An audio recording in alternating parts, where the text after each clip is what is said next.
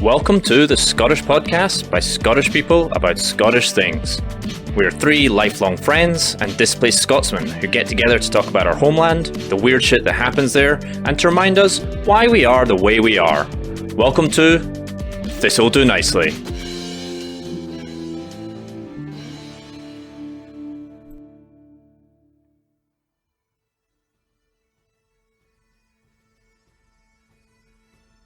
I am William Wallace, and I see a whole army of my countrymen here in defiance of tyranny. You have come to fight as free men, and free men you are. What would you do with that freedom? Will you fight? Fight? Against that? No. We will run, and we will live. Aye. Fight, and you may die. Run, and you'll live. At least a while. And dying in your beds many years from now, would you be willing to trade all the days from this day to that for one chance, just one chance, to come back here and tell our enemies that they may take our lives, but they'll never take our freedom? Right, okay, I know that was pretty convincing, but that wasn't actually a sound clip of Mel Gibson. It was just me, Rory, with supporting actors Chris and Johnny. I thought it was from 8 Mile. Yeah, I know my Eminem impersonation's pretty good these days, but I was going more Australian. Maybe if I had more of a anti-Semitic or domestic abuse allegation lilt to my voice, you would recognize it more. Oh wow, you've really gone for him early. You tell him, Rory. He got cancelled in 1995. What am I going to say? Maybe today we should use our more Scottish names, like Rory of Angus, Christopher of Irvine, Johnny the Naismith. It's from a long line of Naismiths. Of the Naismiths. Johnny, have you ever looked up your name? I have an uncle who's very into the family tree. I haven't done it personally, and I think there's an association of. I don't think Naismith's obviously not a very original clan name, but I think it goes back to something similar somewhere. I'd like to think it's someone's gone, Naismith? What, like blacksmith? Aye, but nay. Well, it's funny you say that. The story that went around the family when we were growing up was that apparently at some period in time somewhere, the details are sparse, there was a soldier fighting who took refuge in a blacksmith's, and the guy said to him, I'll protect you and look after you as long as you work for me. And he was terrible as a blacksmith, and so the guy said, "You might be a soldier, but you're nae smith." I would watch that movie. It's probably about as historically accurate as Braveheart was. Yeah, I was gonna say that's. I mean, it's good that you've got this myth and legend around your name, because that's pretty much what we're going to be talking about. It's not going to be a history podcast. It's very much going to be a myths and legend. So today, obviously, we're talking about William Wallace. We're not going to just be talking about Braveheart the movie, but Braveheart the movie probably has as many facts in it as the Loch Ness Monster episode that we did before. Yeah. It's bananas.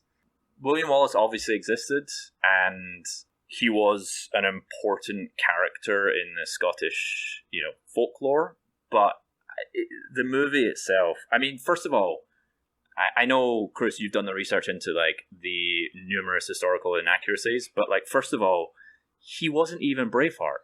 Yeah, Robert the Bruce was Braveheart. That's something that I didn't realize that before. I mean, I obviously knew that the film has always been hammered for being historically inaccurate. I just didn't know until looking into this for the podcast how inaccurate. And the very fact that Robert the Bruce was in fact the Braveheart, and the fact that the film makes Robert the Bruce basically out to be the bad guy, just double crossing, and then for no reason doesn't really get resolved either. It's just sort of a sudden at the end, spoiler alert, oh, you're the king now. It's funny because I'm sure you'll tell us more about it, Rory, but William Wallace's story is quite interesting on its own, without all the historical embellishments. How much do you remember from school? Well, the only thing I remember is the Wallace Monument. Yeah, I remember that was a school trip. It was a sort of fairly standard school trip for certainly amongst Glaswegian children to go to the Wallace Monument, do Stirling Castle and Bannockburn, and I think when we went there, we were probably about 9, so I don't really remember all of it. Yeah. It's a bit patchy, and I remember having to walk up a hill to get to it, and that being a pain in the arse.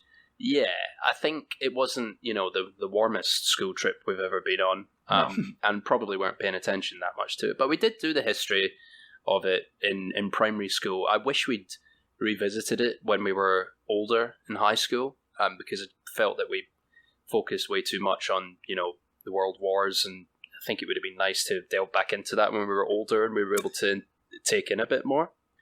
But yeah, that's what Hollywood's for. Yeah, exactly. The telly box will teach us what we need to know. No, I mean, so a bit of background is that Chris and I, all three of us went to school together, but Chris and I also went to primary school, which is like junior school. Is that right? Grade school, elementary school. Grade school. And then Johnny joined us when we were like 11, 12 in what you guys would call high school. Like in primary school, I remember like studying or doing at least school projects on like Mary Queen of Scots, on Robert the Bruce, on like kilts and the Highlands in general. Wallace, I remember the Wallace Monument, but like Johnny, did you have to go to the Wallace Monument?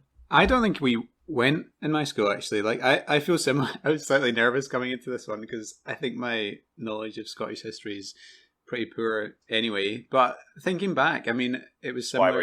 Yeah, exactly. This is going to fill in all the gaps. I think we focused in secondary or in high school much more on European history and the wars and things like that. And I just have this sort of general knowledge, you don't I suppose, remember about Wallace. You don't remember a lot of primary school because you were out your face and smack, right? That's true. Yeah. It's been a problem. Yeah. It's a Mel Gibson embellishment if ever I've heard one. Well, so I don't want to get like too much into the film. We're obviously going to reference it a lot, but like one of the first things that I learned when like just digging into Wallace's life and the actual true history was that pretty much the majority of what we know is based on a massive poem written by a bard called Blind Harry. I'm assuming have you guys heard of this guy? I heard about the poem. I also was doing a little digging this week, was surprised about how much of it is conjecture, because you just sort of assume that it's all known, and even though there's like critique of the film, it was amazing to me of like, we think this is where he grew up and this is what and it's all a bit like probably, but who knows. That's the problem with a lot of these historical figures though, and Scotland's no different. These folk heroes get passed down from time to time. There's obviously better historical reference when it's a king or someone in the church, for example. But I know that Wallace, again, it's very difficult to kind of extrapolate the movie from the fiction, but the movie obviously says that he paints him as this peasant warrior, and we know that from history he wasn't a peasant. He was a sort of minor noble who was trained in fighting. But I think even then, probably I'd imagine at the time no one was really writing this down. I mean, nobody probably thought when it started, like, oh, we should probably get this dude just in case this guy turns out to be an absolute legend. So the thing about the film that I think is most accurate is the scenes where there's people sitting around a fire talking like about the legend of William Wallace, about how he killed like 500 people and he cut through men like butter, that he was 7 feet tall, all that type of stuff. Because I do think coming out of his arse. Exactly.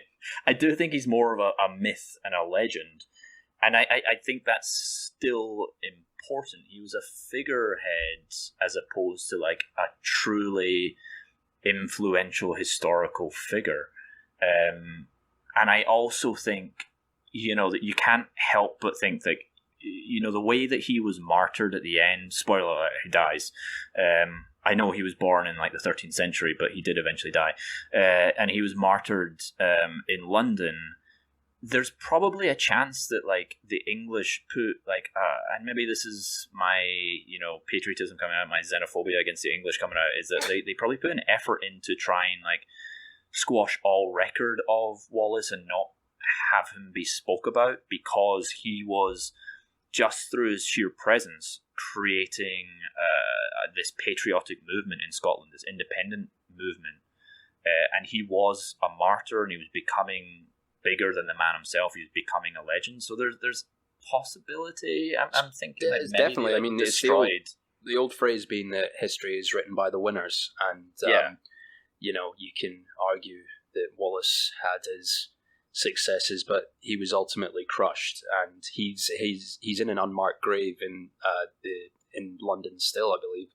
I don't think they've ever made an effort to figure out exactly where he is, and I mean, wasn't he scattered across the country? Isn't that the point? He was quartered and sent to. Sorry, I thought part of his remains were in an unmarked grave in London, but you are right. Yeah, his quartered bits were sent to parts of the country, but I think I might be wrong, but I think the rest of him is somewhere in London. Right. I mean, his head was definitely that was placed on London Bridge. So maybe it was his head that was put in the unmarked grave. Possibly. That would make sense. But yeah, you're right. I mean, and I think, obviously we learned about it a bit in school, but that kind of tallies roughly about the same time that the film came out. So he's definitely he became this larger-than-life character because of the Hollywoodization of the myth. Yeah. But it was also like back when the first ever Scottish blues singer Blind Harry wrote his song about him. That's obviously part of him becoming a legend as well, becoming a myth. You know, that's the 14th century version of Braveheart. That's that story that he wrote, that poem that he wrote. Yeah, I guess so. I mean, it's a good story, isn't it? It's the one-man army against the English. Yeah, exactly.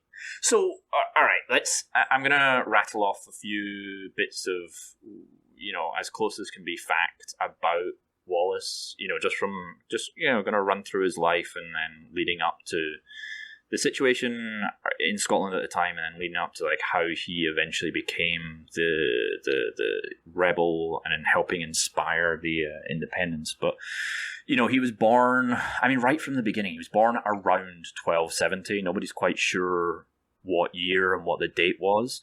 He was born near Glasgow. It could have been Paisley, it could have been Ayr, it could have been Renfrewshire. A bunch of places claim. They say that he was born into a landowning family. His dad was a knight. That he was well educated. I didn't know he was educated in Dundee. When I kind of think about it a little bit more, he's basically from Glasgow, and then went to university in Dundee.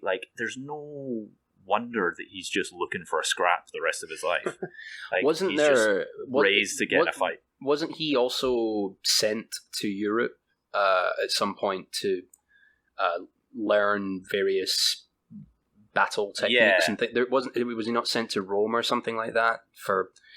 I mean, there's talk of him actually traveling, which is obviously referenced in the movie, and then there's a strong chance he did speak French and Latin, which is not uncommon for people highborn at the time, and by highborn you're a landowner. He wasn't necessarily a lord, or his dad wasn't necessarily a lord, but he was at least well educated and well brought up, upper middle class, I would say. Went backpacking to Europe on his summer holidays. His gap year. So when he was probably in his teenage years, just to give a bit of background about Scotland at the time, and this was my favourite part, I didn't know this as well, it's one of my favourite parts, but King Alexander was the King of Scotland at the time, and he was in Edinburgh. This was around 1286, so Willie would have been about 16 at the time, and Alexander didn't have an heir yet, and so he decided he was going to go home basically for a shag. He was going to go home and see his wife that night, and everybody's like, you don't need to go home, you can stay here, you've got a castle in Edinburgh, it's fine. And then he was like, no, I'm going to do it. Takes a horse, rides from Edinburgh through Fife, falls off a cliff and dies. Oh my god. Apparently, he was so horny he didn't see where he was going, and he literally went off the cliff. Exactly. Like, it's bananas. I had no idea about this. Like the King of Scotland died because he was so desperate for a shag, which I think makes a lot of sense. I mean, Scots usually kind of die in sort of weird circumstances, especially when they're on holiday and they've had too much to drink and stuff like that. I feel like that's a sort of early thing of it. He's probably had some whiskey to kind of get his courage up, and he's, treated the horse a little bit aggressively, and the horse has just seen the cliff and gone, I'm not doing this, I'm going off. So Alex dies. He leaves no heir. The next in line is literally like an 8-year-old girl, and she is in, I think it was Denmark, and she then dies on her way over to Scotland, a couple of years later. So in 1290, this little girl dies. She dies of food poisoning or seasickness on the way. They're not 100% sure. And so Scotland is left monarchless. And when that happened, there's obviously a bunch of people that can claim the throne. There's cousins and second cousins, everybody. Robert the Bruce's grandfather at the time had a claim as well, all this type of stuff. So Scotland was in a bit of turmoil. King Edward I of England, he was basically assigned by the Lords of Scotland to appoint a king, and he came up and made this guy John Balliol king in 1292, and so that's kind of the background of Scotland. Like I said, it's in a bit of turmoil. Why did the Scottish Lords get the King of England, their mortal enemy next door, to come in and act as an administrator for setting up their own royal family? It's all always going to end in tears. Right, exactly. That's what I thought as well. And I was just like, is it? So there's a whole thing about them wanting land in England, and it's a case of if they're favourable with him, and maybe he's going to give them land, he's going to be favourable to them as well. And the relationship was not terrible at the time. When you say it was mortal enemies, they weren't at that particular day trying to kill each other. So he's all right. He's all right. Yeah, basically, it was okay, he was seen as a independent adjudicator to come in and referee the situation. But there's no doubt, John Balliol he's known as the weak king, as the ineffectual king. So Edward brought him in just so he could then eventually kick up a fuss and try and take over Scotland, which he does. But while this is all happening, this is all kicking about, and Wallace he's basically a teenager rocking around Scotland. He's in Dundee learning to fight. Learning his languages, learning to fight, basically. That's all you learn what to do in Dundee. You either go to the swimming pool or you learn to fight. Or you have to deal with the startling teenage pregnancy statistics there. Probably still an issue back then, but it was less of a faux pas then. Yeah, exactly. Do you think Mardi Gras, the clubs Mardi Gras and what was the other one? Fat Sam's were still there? Probably the old-timey version of them. Yeah, well, Mardi Gras is French, isn't it? And there was a strong Scottish and French relationship. That's where the Old Alliance. I'd imagine that's part of it. That's where Mardi Gras was a club that Chris and I would go to when we were at university together. We would travel 30 minutes, pay £5, get a free drink at the door, and a bus to Mardi Gras. It was terrible. I think the floor was really sticky, wasn't it? It's totally worth it. It was our Bannockburn. So yeah, he's learning to fight, he's learning Latin and French and everything else, and this is where he becomes the outlaw, and nobody is 100% sure how he did this. There's stories of him killing a young English, the son of a constable, basically shivving him, getting in a knife fight in the street. There's stories of him killing English soldiers over some fish that he was poaching. Again, a lot of them come from this Blind Harry story. And so nobody's 100% sure why he became what we'll call an outlaw. Yeah, I mean, it's funny you say outlaw, because it has kind of a lot of parallels to Robin Hood, doesn't it? I mean, even down to the fact that they both had wives called Marion. Yeah, that's one of the weird stories. Is that he, this is where he becomes the rebel, if you will. He also, I read somewhere, he was a very strong archer. I think his like seal or something had a picture of an archer on it. Maybe I've made this up, but no, just yeah, when you said true. Robin Hood, it reminded me that there's a lot of parallels. That's a good point. I didn't think about that. So yeah, there's the story of him killing a sheriff, which we know he did do, over his wife, who was apparently called Marion. And yeah, Johnny, that's a good point. Like, his seal had an archer on it. Yeah, now that you say that, he also had a very large friend called Small Jack, and then he also hung about with a pastor. I wonder if this is... He wore a lot of tights and lived in the woods as well. He hid in the woods, yeah.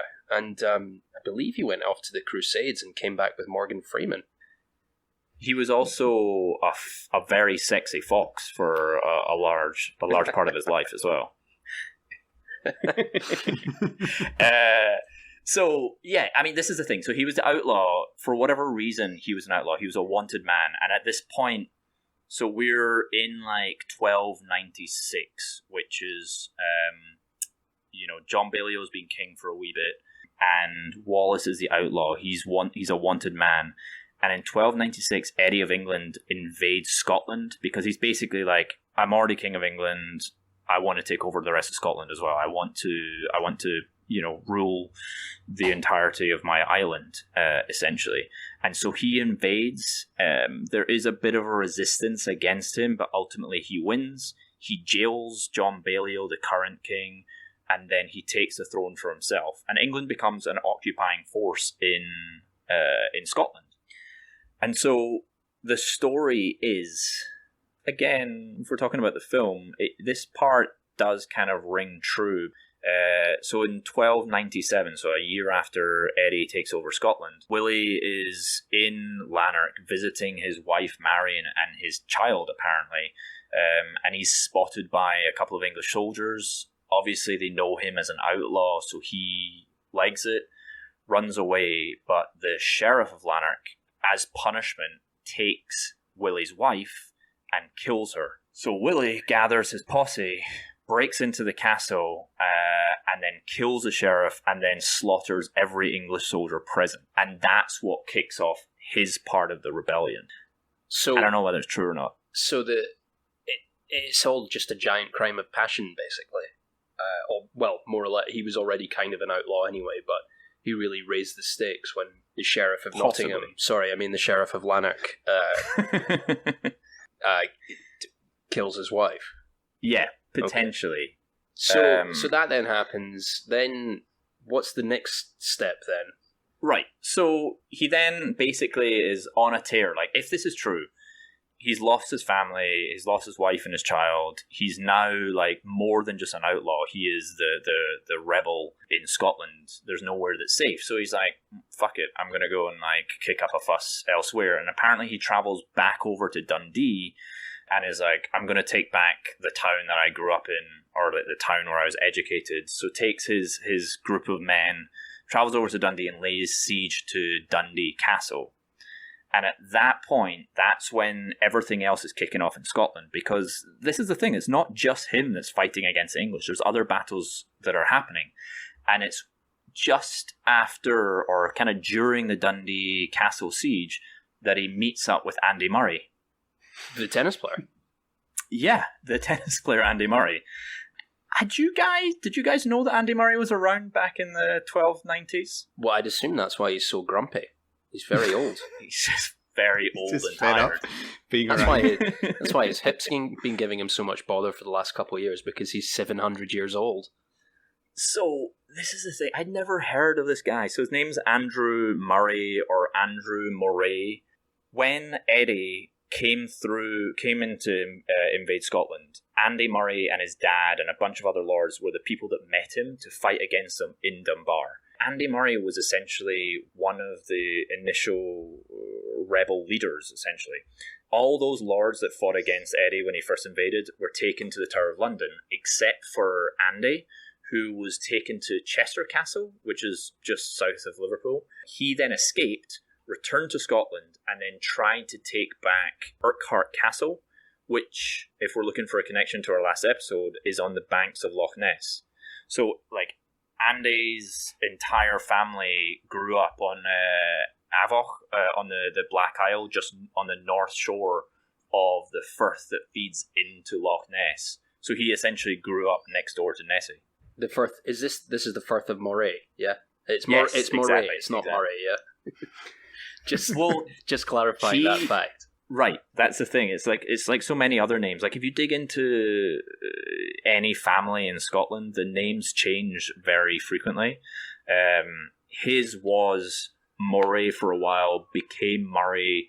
There's like these different, because they're all also named the same thing. There was like 25 Robert the Bruces. Yeah. There was something like 4 or 5 Andrew Morays and Murrays. And they changed the spelling of it. They changed the way it was pronounced and all that type of stuff. But was there a Novak Djokovic back then? So yeah, he was kicking off the rebellion. He'd already fought Eddie back when he first invaded. He escaped the castle, goes back up to try and like essentially liberate his own home up in Loch Ness. And then that's when Eddie sends his second army in to kind of shut down the rebellions that are happening in Scotland at that time. And it's that rebellion that Eddie sends up to fight against, not Wallace's that's happening in Dundee. So in the film, you know, it's basically like William Wallace is running around kicking up a fuss. And then he's like, well, we're going to have to shut down this rebellion. It seems like they didn't give a shit in England what he was doing. He was just a pain in the hole, whereas Murray was the problematic one. So I just want to make sure I got it clear. So right now there's Murray, whatever you want to call him, and Wallace are separate. So Wallace is somewhere causing trouble and starting some sort of uprising, and Murray is doing similar but not in the same place. Exactly. Okay. So there's multiple rebellions happening in Scotland at the same time because they've been under English rule for a while. Nobody's happy about it. Everybody's a little bit pissed off, blah, blah, blah.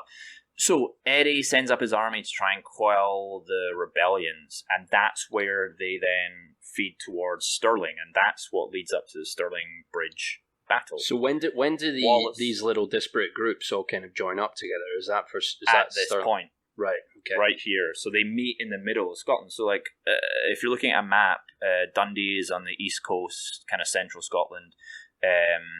Murray is in Loch Ness, which is northwest. They come down and meet in Stirling, which is kind of central Scotland, right? It's almost slap bang in the middle, pretty much. And it's one of the few roads that goes north. So if you were travelling north to go and meet and fight in Loch Ness, you would have to go over the Stirling, path through Stirling, over the Stirling Bridge. So Andy Murray and Big Willie meet and have their doubles match against Eddie and his army. Edward's not there, but this is the whole. One of the other problems with the film is because like they didn't even have a bridge during the Stirling. This is the first battle that happens. It's a fairly major plot point, isn't it? The Battle of Stirling Bridge doesn't have a bridge in the film, and I just don't get it, because if you read about the history of the bridge and what they do to take out the English, it's quite impressive. And this is why I keep going back to, after watching the film again, I don't know why they changed so much, because a lot of William Wallace's story is actually really interesting, and it's quite, interesting battle tactics and things like that. And because actually, like the English king, right, sort of wanted to fight traditionally, and the bridge sort of played a role in making that not happen, which served them well because they were very, lacking in numbers. If the film's to be believed, then the Scots, all they do is basically flash their genitalia at the English and then charge at them after taking a few arrows. And it's like, that's not quite how it went down, guys. You're not really giving us much credit here. We're not a bunch of savages. Well, maybe we are, but I don't know. But exactly, like we were outnumbered, and the English had better equipment, and so the only way we could beat them is essentially through tactics, and that's where the bridge came in. They funneled them onto the bridge. They let a certain amount across, and then they slaughtered them. They essentially surrounded them, slaughtered them. and then so much so that the English had to destroy the bridge and retreat. It was a humiliating defeat, but it was, and I kind of really kind of just glossed over the tactics there, but that was essentially what they did. But there's a strong, and I don't want to shit on William Wallace because he's like a huge character in Scottish history, and he's still, you know, an amazing legend. But like, there's a strong argument to be made that the only reason that they fought that was because of Andy Murray, not the tennis player. His mum, because I mean, she is a fierce coach. But like that he was apparently the better tactician, that he was more experienced in battle, that he was the one that helped them win that. But unfortunately, he was wounded in battle during the Stirling battle, and so much so that he very quickly died. And it's unclear exactly when it was, whether it was during battle itself or soon afterwards, but like they basically came away from that with an outstanding victory against the English, and then Murray died. And that's just to go back to your earlier point, Rory, that you talked about how Wallace might have been airbrushed out of history. Perhaps if Murray was no, you said Wallace this earlier in the podcast, the English, when you know, talking about him dying and things like that. That maybe that's what happened to Murray. I mean, it could also be that, you know, Wallace's PR and spin doctors thought, like, now's an opportunity for you to really get your brand out there, Willie. Just become the guy of Scotland. But it could be that, you know, if it was Murray that was responsible for the Stirling Bridge success, maybe the English just thought, let's gloss over this guy. Yeah, it could be, and it's hard to tell a story, you know, in a epic tale and then just throw in this character for a wee bit and then take him away, but he was potentially better than Wallace as a fighter and a tactician and all that type of stuff. Like, I get it. I do totally get it. It's just interesting. Like, I'd literally never heard of him until I was doing this research. And that's, like, he is arguably as important, if not more important, in the Battle of Stirling, which is something that we do learn about in school. Yeah. So after this, you know, Andy Murray gets a, you know, career-ending injury during this battle, and then Willie basically goes. I also didn't know this. I know it happens in the film, but I guess I didn't really pay attention or didn't quite register it. But he invades England. William Wallace takes his army, takes his group, and then goes and invades England. And yeah, but the film makes it out to be that they get as far as York, and that is not true either.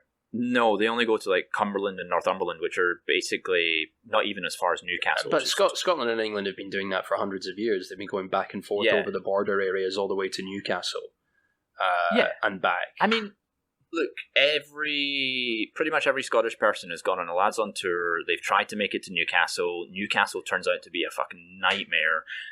They drink too much. Too hard to handle. Yeah, exactly. And then they get beaten up and have to go home. I get it. Like, I totally understand it. It's happened to me every time I've gone to Newcastle. Yes. It's a lot of fun for a night out. But Johnny, have you ever been? Not worth it.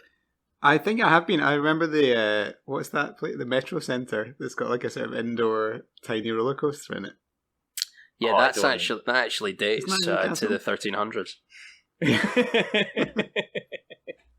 It's a lovely city, great football team. So basically, yeah, they go in, they invade England for a wee bit, and then essentially, like, rain halts play. They get to December and the weather's too bad. And this is the thing, like, all of this happens in less than a year as well. So, like, the invasion is in, like, 1296, and by 1297, they've had the Battle of Stirling. Andy has been put in prison, escaped from prison, gone back. They've both started the rebellions. They've had the Battle of Stirling, and then Willie invades England. And so December, he returns back, and that's when they knight him, which is also weird because we don't have a king at this point or a queen, but he still gets knighted. And then they class him as the guardian of Scotland, which is essentially like the closest we would have to a king at the time. It's like a caretaker manager when the manager's been sacked with 6 weeks to go, and you don't want to get the new one in, but you'll keep him in just to stave off relegation. Yeah, Wallace is at the wheel. Yeah. He's been makes them really good defensively. They can't score a goal, but they're also really tough to beat. He's been assistant coach for most of the season. Now you just need him to finish out the season for them. Yeah, exactly. Yeah, that's pretty much exactly what happened. So he comes back, hangs out in Scotland for a wee bit, and then Eddie, who's like, the Battle of Stirling, Eddie wasn't there. He was in France, doing his thing in France, basically trying to take over France. And he then comes back to England, finds out about this rebellion, is obviously pissed off, and then goes to Scotland himself. And this is the second battle in the film. This is the Battle of Falkirk. And this is a nightmare for Scotland, basically. This is a few months after Willie's been made Guardian of Scotland. Eddie turns up with a proper army, and they just basically get destroyed by the longbows. And the Scottish cavalry, so you see in the film, the Scottish cavalry basically abandon William Wallace and leave him to the battle. The same thing happened in real life as well. They just buggered off. And nobody quite knows why, if it was to do with potentially they saw that the battle was such a nightmare that they had to leave him, or if it was, they were bribed or whatever. What didn't happen was Robert the Bruce was dressed up as an Englishman and then betrayed him for God knows what reason. Yeah, can we get on to how does Robert the Bruce get tangled up in all of this in real life, rather than just be this creepy little side character that's got a leper dad that is trying to figure out whether he wants to be either Scottish or English?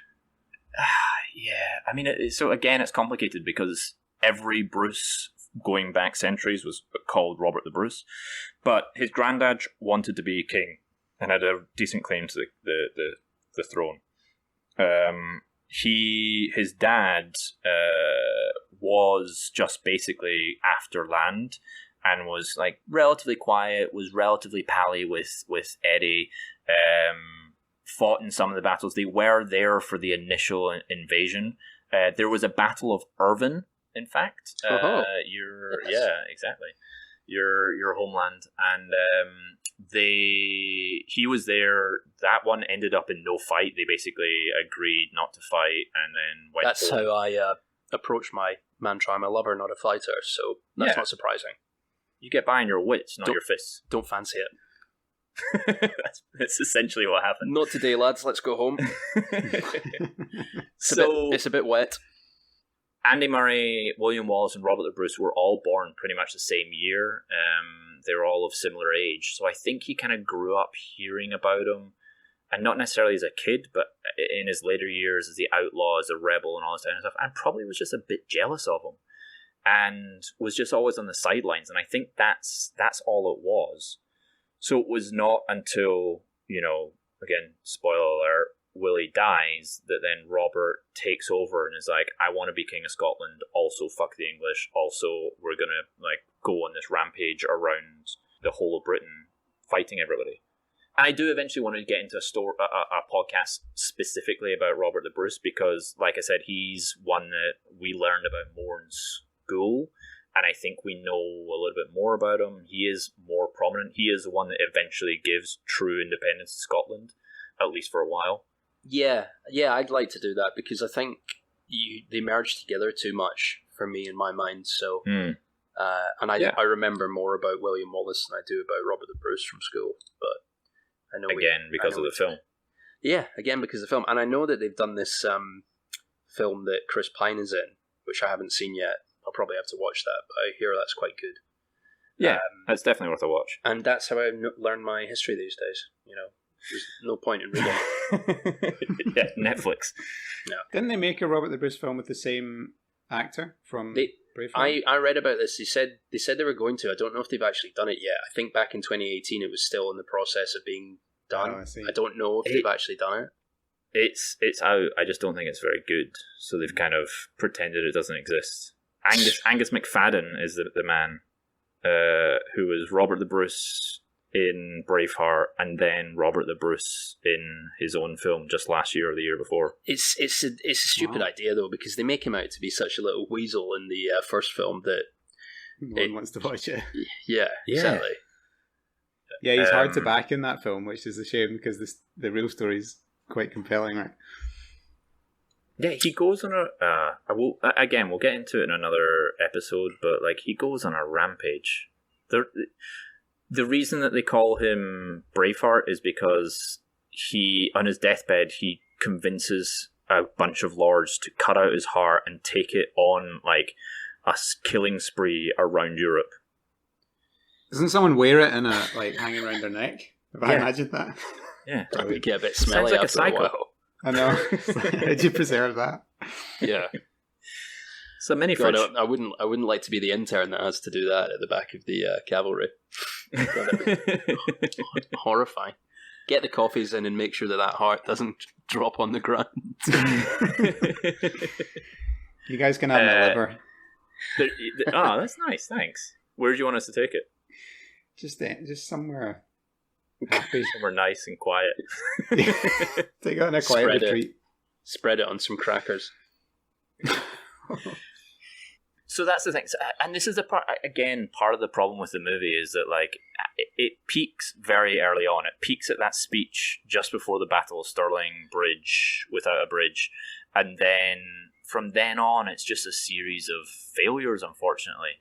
And after Falkirk, Willie disappears to France. Apparently, he was trying to get the French to join their side to fight against the English, which shouldn't have been that hard considering the English had been fighting them for a while at that point. This is going to be a bit of a theme that Scotland regularly makes overtures to the French throughout history. It's just like, come on, look, those English guys, they're arseholes. Why don't you come with us? And the French like, nothing like a common enemy to bring people together. Yeah, everybody hates the English. That's just a common theme of history. I'm forever having a cigarette. I will get there when I get there. This is why they keep killing you. If we join together, the English won't kill you as much. I'm on my lunch. It is not a problem. So the Blind Harry story while he's in France is apparently amazing. He's got him like running around assassinating English people. He's got him like fighting gladiator style. There's a point where he cuts a lion in half. Like it's just nonsense. But Willie spends a couple of years there in France, comes back to Scotland, I think again to try and kick off the rebellion and fight for independence, and is almost immediately betrayed by one of his mates in Glasgow. And that's when he gets arrested by again in the film, for whatever reason, it's essentially Robert the Bruce that betrays him. That doesn't happen. It's some other guy. It is another lord, but it's not him. He oddly enough, so I was looking up where he was, and it's in Glasgow, and I was trying to figure out where it was, because obviously the three of us grew up in Glasgow, and it's Rob Royston, which is like northeast of Glasgow. It's just, a small suburb, and I know I'd driven through it before and had been through it, but it was relatively small. I couldn't remember anything about it, so I googled it. Google Maps, the only photo of Rob Royston is a McDonald's car park. So it was there. That's where it happened. I think that's where William Wallace was betrayed, was in a McDonald's car park. Yeah, I wonder if that's our memorial spots, right? Build a McDonald's there. If that's why they call it a Big Mac, because Mac is Scottish, and Wallace is the biggest Mac of all. That's a good. I think that might be it. In reverence to William Wallace and the betrayal. Yeah.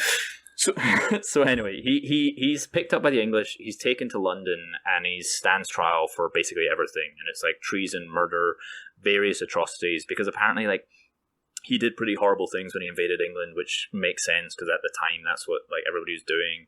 The English were doing it when they're in Scotland and so on. There's a point where he skinned a guy alive, apparently, and turned his skin into a belt.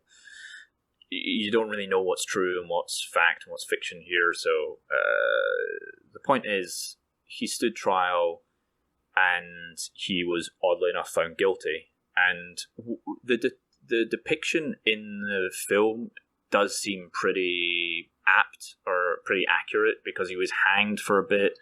He was castrated. They pulled his guts out. They eventually cut off his head. And like you said, like they quartered him, sent bits of him around Britain, and then they put his head in like tar and then hung it from the London Bridge. They made a display out of him. They made a message out of him, essentially. Yeah, I've heard even that the depiction in the film is actually quite tame to what happened, and it's quite a way to go, isn't it? It sounds horrific. I think that's the misstep by Edward. It was by making it such a display. Like, it was literally, there was a festival going on that day. His execution kicked off a festival in London that day. So by making it such a display, making it such a big deal, the news of it spread quickly, and instead of turning the Scots against, to stop fighting the English, it just galvanized them more for independence and for revenge, essentially. Turned Wallace him into a martyr. the legend. Yeah, exactly. Yeah. Oh, those English, they never learn, do they? No, exactly. But, like, and that's it. Like, it was, again, in the film, a few years later, it's about, 10 years later, Bruce takes up the fight, and he fights against the English, and then eventually gains the crown and gains independence for Scotland. But that is, like I said, something we should talk about another time. But I don't know, I don't want to keep referring back to the film, but it does get me. I can't help but, being Scottish, I can't help but watch it and feel incredibly patriotic at times, and just like, English bastards. Yeah. Johnny and I actually watched it the other day together for my birthday. It was a nice evening. It was. I mean, I've seen it a few times, and every time it surprises me how long that movie is. So long. So I watched it last night with my wife, and I think she'd seen it before, maybe when she was younger, but she didn't remember any of it. And we had the same reaction, that you do get galvanized during the crescendo of the battle and the speech and stuff, but the rest of it's just so plodding, and just it goes nowhere. It's 3 hours long. It's so indulgent. The first 30 minutes is just Wallace as a kid, and oh my god, it could be about 90 minutes long, and it would be this epic action movie. Amazing. I mean, Americans obviously know Wallace purely because of this, and it won Best Picture at the Oscars. It won it won 5 Oscars. Mel Gibson. It's bananas. Mel Gibson won Best Director for that as well. I mean, look, just to kind of get into it from some of the other films that were on that year. So, The Usual Suspects was one of the films that year, and didn't even make it into the top 5 for the Best Pictures. Does it make me unpatriotic that I'd rather watch Usual Suspects now than watch Wallace, watch Braveheart? I don't know. I mean, other films, they had Apollo 13, which I would say still holds up and is a great film. That was one of the best. Babe, amusingly, was one of the best pictures. It's a phenomenal film. Yeah, phenomenal. I mean, it got a sequel. Braveheart didn't. It's a talking pig. How did they train that pig to talk? Yeah, I don't know. I don't know. He should have won Best Actor. What a year for filmmaking. Unbelievable. The one that I keep... there's a bunch of good films on here, and I haven't seen all of them. Like Nixon, 12 Monkeys, Rob Roy, Bridges of Madison County. Rob Roy and Braveheart came out the same year? Yeah, apparently. Yeah. Oh, wow. That's weird. What else? Leaving Las Vegas. The one that I keep stumbling on is Toy Story. Toy Story came out, and that's kind of a seminal. Yeah, I mean, it's completely changed the genre of films. Pixar is its own kind of thing now. Oh, sorry, one of the biggest companies in the world. I've just noticed Batman Forever was also out that year, and how that didn't end up winning Best Picture, I'm not quite sure. That seems to be an oversight. What else? So it was Best Picture, and what else? Best Director. It won 5 Oscars. It won Best Picture, Best Director, Best Cinematography, which is fair enough, Best makeup. That's which, just Scottish landscape that was just made surely it. It's just the surely hills. the soundtrack must have won something. It won best sound effects editing. Right. Best sound effects editing. I actually found the sound really irritating last night. Kept having to change the volume. I don't know what won best. I don't know what won. Oh, best song. Pocahontas was out that year, so Pocahontas won best song. Right. Yeah. I was listening to the Stirling Bridge battle without a bridge speech over and over again today. Just get myself psyched up, just get really into it. And all I could hear after a while was the noise of the horse that he was riding. And I don't know if you remember it, but the horse is going mental. It's like he has no control over it, and it's just like yeah, and he keeps spinning back and forth. It's hilarious. Yeah. The Just horse imagine him like, just keep rolling, we'll get it eventually. Yeah, also, right, that's irritating that he wins Best Director and he's on screen for 2.5 hours of the 3-hour film, so he can't be directing himself or anybody else. Whoever the assistant director was deserves that Oscar. Do you know, I read an interesting thing that said he tried to get it funded by Warner Brothers, and they said they'll do it if he'll sign on for another Lethal Weapon sequel. And he was like, nah, I'm alright. And I think find funding elsewhere. Yeah, I mean, look, fair play to him for doing it, and it has turned into this iconic film, but I would argue that it's very much not deserved. And I think going back on it, it doesn't hold up. Some of the scenery does, I think, and the shooting does, but the person that wrote it was called Wallace. I think they basically started the guy researching his ancestry and then came across the story and started to write about it. Yeah, I also found out that it made they attributed the rise in tourism to something from 7 million the years before to 15 million in revenue in Scotland, following the film. Oh, I could totally see people watch the film and think this is great, we've got to go and see it. And most of the film's shot in Ireland, isn't it? It's not even shot in Scotland. A lot of it is, yeah. Yeah, that's disturbing. Do you know the other last? I know it's hard not to just talk about the movie, but I read when I was looking into this, I just found myself down this black hole of reading about the film, and at one point in 97, they put up a statue of I saw this of Mel Gibson as William Wallace in Stirling, and then it got attacked and then defaced and all this. It's brilliant, just amazing. I'm trying to think of any film, and I was trying to think about this today, that any film that had muddled history so much than Braveheart has.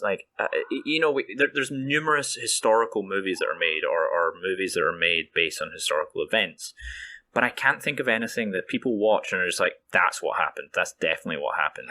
I mean, subsequently, Mel Gibson has given interviews over the years saying that he wasn't trying to be super historically accurate, but I think that's a bit disingenuous. I think at the time it was presented as such, and even tartan wasn't a thing for about another 300 years.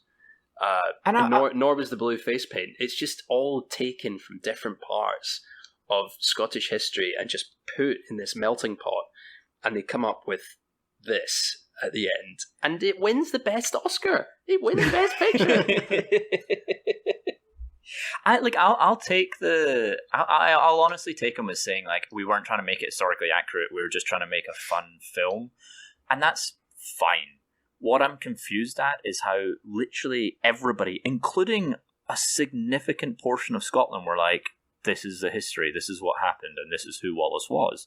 They take it as fact. It's really that's what surprises me about it. I do think Wallace was just a myth and a legend and all that type of stuff, and then they made a story about it, and he fudged a lot of the facts and he took a lot of it from Blind Harry, but why does that film usurp every other source? It's just bizarre to me. It's got to be just Hollywood marketing. They've, I guess, marketed it to the nth degree, and Scotland's probably thought, we could use the tourism here, why not, let's do this, let's milk it dry. And and the notion of Scottish independence obviously is still a very powerful thing in Scotland, and it's useful for political purposes to use that. But it's just totally. Yeah, as you said earlier, and it sums it up well, I think there's more fiction in this than the Loch Ness Monster for a lot of it. All right. I mean, is there anything else you guys want to go over? Anything else that we missed? No, I mean, I'm looking forward to talking about Robert the Bruce. I think that'll be good. I think there's a lot more I don't know there. So, just for any listeners that may or may not, that may be listening to this, just think that he wasn't just a one-man band and Robert the Bruce wasn't a complete jackass. Yeah, definitely. Johnny, any last thoughts? No, it's good. I found out more than I thought I might find out, and even a little bit of research on this, so it's good. Yeah, go on. I guess this is a good example that, like, don't take, a Hollywood film as fact. Maybe go and do your own little research. Check out a couple of other the historical inaccuracies on this are very well researched online, and it was a lot of fun reading it because people are clearly get as animated as we do about it. But, it depends if you want to approach it with a pinch of salt or if you think that it's a historical document. Yeah, I mean, there's no doubt. He was an incredibly important figure in Scottish history. He helped galvanize the Scottish wars for independence. He was a legend that lasted, way beyond his lifetime for centuries, literally. I mean, we're still talking about him now. He was brought up and a big figure during the Scottish independence vote recently. Like, he is very much the epitome of the man, the myth, and the legend. Okay, so I think that's it for today. All right, this'll do, lads. This'll do nicely.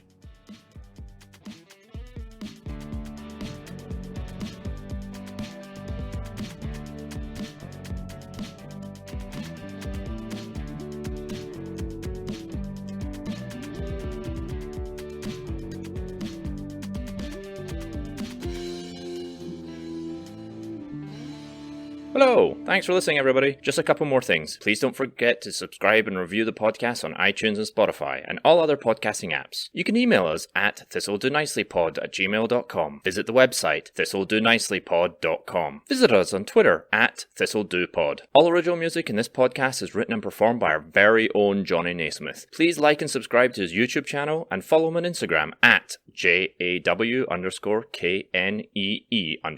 Loves, hugs and kisses from the Thistle Do Nicely